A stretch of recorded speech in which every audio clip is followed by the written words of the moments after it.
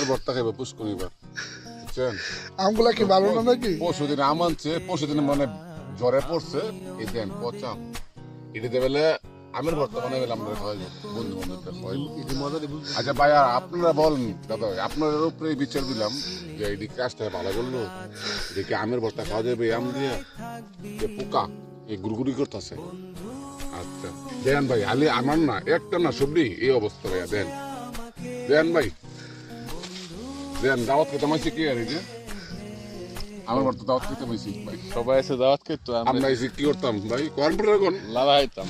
দেন ভাই, আমি তো মিথ্যা কথা বলি ভাই, দেখেন এগুলো দা আমের ভর্তা খাওয়া যা, ওদিকে মরিস আর এটা কি মরিস?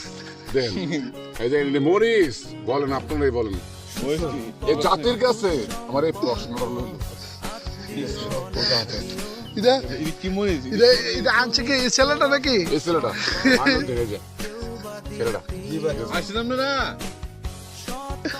আইছেন আর আইছেন দেখেন না, আমার জাতির কাছে প্রশ্ন, এগুলোতে আমের ভর্তা খাওয়া যায় কি?